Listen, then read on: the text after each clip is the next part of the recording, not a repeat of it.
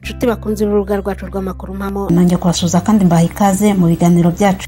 Amakuru ya weekend rero ni menshi, navuga ko yari weekend ishyuhiranye irimo amakuru iryaguye. Kaduhere kuri inkuru nziza ku bafana cyangwa abakunzi ba Kitoko. Umuhanzi Kitoko nanababwiye mu minsi ishize ko yari afite gahunda yo kugaruka gutura mu Rwanda, ubu rero yahasesekaye nyuma y'imyaka igera kuri 12 yibera mu gihugu cy'Ubwongereza, aho yagiye akiga agakora n'umuziki. Nyuma mwajyaga mubona ibihangano bye bike yagendaga atugezaho.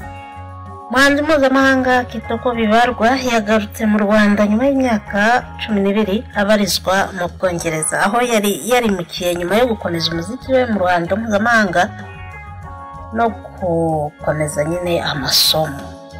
Yageze i Kigali mu gitondo cyo kuri iki cyumweru tariki 9 Ugushyingo 2025 ku kibuga cy'indege mpuzamahanga i Kigali Kanombe. Yakiwe n'abakunzi be n'inshuti ze zitandukanye bishimiye kumubona agaruka mu rwamubyaye. Akigera ku kibuga cy'indege, Kitoko yavuze amagambo yuzuyemo ibyishimo n'amarangamutima, agaragaza ko yiteguye gutangira ibihe byiza byuzuye umuziki n'urukundo. Yahawe ibendera ry'u Rwanda n'indabo mu rwego rwo kumuha ikaze.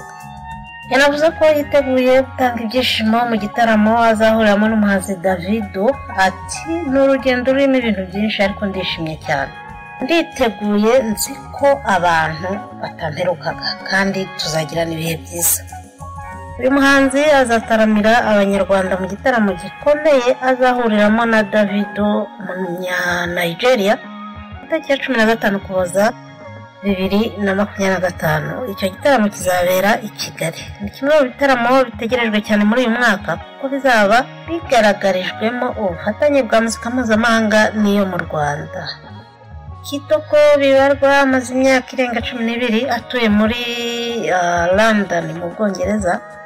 Aherutse kubwira Inyarwanda ko yahisemo gusubira gutura mu Rwanda kugira ngo ahakore ibikorwa bye by'umuziki ku rwego rwagutse ndetse anahakomereze ubuzima busanzwe. Icyo gihe yaravuze ati nasanze igihe kigeze ngo ngaruke mu rugo, nshaka gukora umuziki wanjye hano, gufasha abandi bahanzi no gutanga umusanzu mu iterambere ry'inganda ndimo. U Rwanda niho umutima wanjye uri. Mu myaka amaze hanze, Kitoko yakomeje gukora umuziki, agaragara mu bitaramo bitandukanye byabereye i Burayi, Amerika no mu Bwongereza, ndetse akomeza kuba umwe mu bahanzi nyarwanda bakomeje guhagararira neza igihugu ku ruhando mpuzamahanga. Kugaruka kwe mu Rwanda kwateye ibyishimo abakunzi be. Benshi bavuga ko bamukumburaga bakamubura, ndetse bamwe bakavuga ko bizongera ubukana mu muziki nyarwanda, cyane cyane muri ibi bihe aho abahanzi benshi bari kongera gushyira imbaraga mu bitaramo by'imbere mu gihugu. Tukivuga ku muhanzi Kitoko, reka turebe na Medali. Ngira ngo muramuzi, benshi muramukunda muri n'abafana be, nanjye ndimo. Meddy rero yashinze urusengero. Kozi w'Imana Medali. Kitoko niwe watanze aya makuru. Yemeje ko Meddy yashinze urusengero rukorera online mu buryo bw'iyakure, rukora ivugabutumwa buri wa gatandatu, kandi ko ari umwe mu bitabira iri vugabutumwa. Ati Meddy yari asanzwe ari umuntu usenga, yari atarerura ngo avuge ngo ndakijijwe, ariko nkanjye twabaga turi kumwe, yari umurokore. Ubu ni umugabo ufite umuryango mwiza, ikirenzeho afite urusengero rukorera kuri murandasi. Turasenga buri wa gatandatu. Ayo nguko. Kitoko yavuze ko we na Meddy ari inshuti kuva akiri mu rugendo rwo kwiyubaka mu muziki. Bamenyanye Meddy akiri umuhanzi ukizamuka afite indirimbo Amayobera. Ati twahuriye Butare duhita tujya mu bintu byinshi ntashobora kuvuga hano, ariko twajyanye no kuririmba muri Afurika y'Epfo mu gikombe cy'isi. Icyo gihe badutoyemo turagenda bituma turushaho kumenyekana. Kuva icyo gihe ngo bakomeje kugirana ubucuti bwihariye, aho mu bihe bitandukanye Kitoko yagiye gusura Meddy muri Leta Zunze Ubumwe za Amerika, nawe akamugenderera mu Bwongereza. Kitoko yavuze ati umbajije mu bantu twakoranye indirimbo nagarura Meddy. Meddy ni inshuti yanjye kurusha uko turi abahanzi, tuvugana hafi buri cyumweru. Nzi ko bitakoroha, ariko agarutse twakora igitaramo cyiza. Kuko rero nyine tuba tumaze kubabwira mu kanya kashize ko yagarutse mu Rwanda, akaba kandi azakorera igitaramo muri BK Arena tariki ya 15 Ukuboza. Igitaramo kikaba gifite umuterankunga witwa Skol. Igikorwa rero ati ntabwo nigeze ngira amahirwe yo gusabana n'abafana banjye cyane. Iyo nayo ni impamvu yatumye ntaha. Hanze ni heza bitewe n'icyo ugiye kurebayo, ariko iyo ugiye gusa ko abandi bagiye birakurangaza.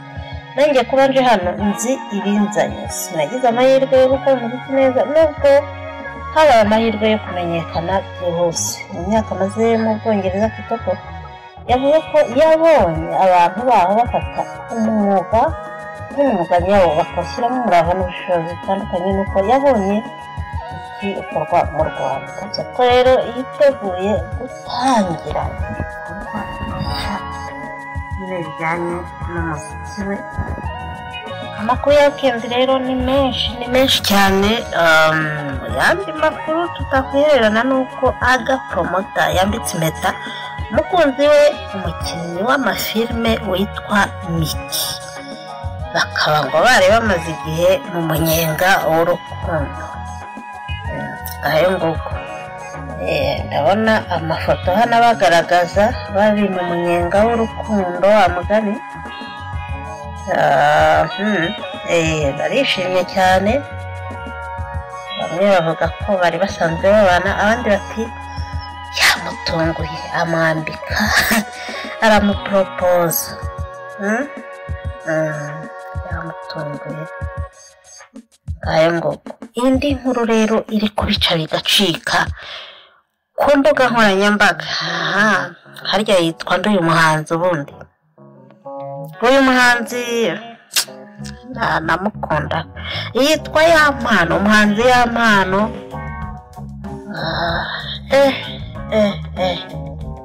Hari kuzenguruka video ku mbuga, inkuru nyibabwirera cyangwa nyireke. Ku mbuga nkoranyambaga rero hari kuzenguruka video, kandi babwire kuko video yo nimuyimbaze ntabwo ndi buyibereke, ariko nyine kuri social media hari gusirikira ikintu cyitwa video igaragaza Yampano yatweretse harya no ku basore batwita umupira nako abagabo. Yampano yerekanye igikoresho cye cya gisirikare kiri ku karubanda, yakimuritse rwose agishyira ku mugaragaro. Umukobwa w'inkumi mwiza cyane. Uyu mukobwa niwe witwa ndeko njye najya nanabaze. Umukobwa mwiza w'inzobe. Gutya bifata video.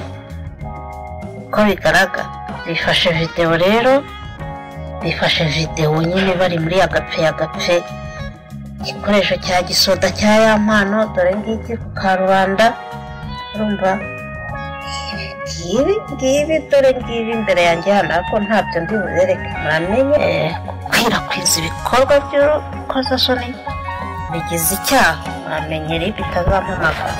Ariko rero mu yandi makuru nyine ku rundi ruhande, Yampano yagize ati uwo sinjye, ati reka ntabwo ari ngewe rwose, barambeshyera ni AI ko yago. Ndaza kujya nyivuganira, ndaza kujya nyivuganira kuko ibintu ndi kureba hano imbere yanjye ntabwo mpamya ko ari wowe wabikoze. Ntabwo ari wowe rwose, oya, ntabwo ari wowe. Turacyari ku bahanzi. Undi muhanzi wigaragaje muri iki cyumweru ni uwitwa umuhungu w'Abanyarwanda yatanze ibyishimo muri Sweden. Yatanze ibyishimo umwana w'umuhungu, ni na mwiza, sinzi niba bizi. Ujye mubwira abantu ko ari beza, ababa ariko ntimukabibabwira. Reka dukomeze rero ku makuru y'ibyamamare, niho ndi bwibanda uyu munsi, ntago ndi buyavangemo ibindi bintu. Umukobwa wacu witwa Emeline ni mumuzi Ishanga rya Shanga The Ben yakorakoye mu myaka ishize, ageze umwaka ushize muramuzi Emeline rero yagize atya yakira agakiza, aranabatizwa. arangije aravuga ati nari ikivume, nari uwo gucirwaho iteka, nari uwo gupfa.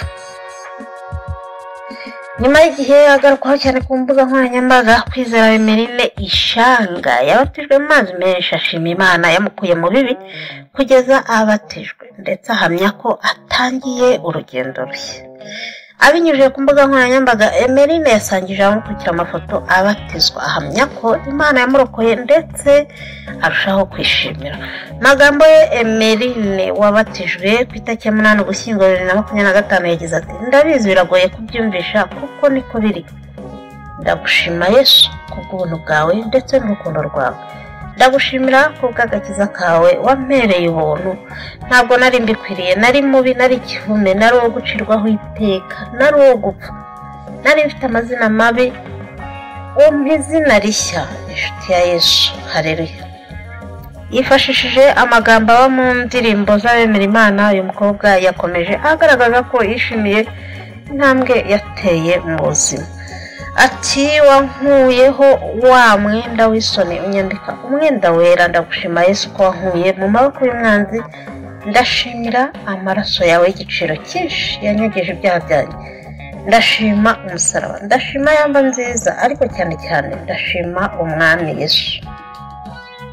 Yiyambaje umurongo wo muri Bibiliya mu Bakorinto ba 2:5-17. Emeline yagize ati umuntu wese iyo ari muri Kristo aba aracyari mu gishya, ibya kera biba bishize, dore byose birahindutse bishya, kandi umwanzi cyangwa iby'isi byose bizongera kuntera ubwoba ukundi.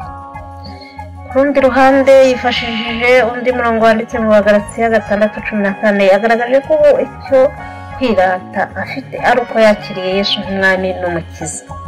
Ariko njyewe sinkirata ikindi keretse umusaraba w'umwami wacu Yesu Kristo wategetse ko iby'isi bimbera nk'ibambwe, nanjye nkabera iby'isi mubambwe.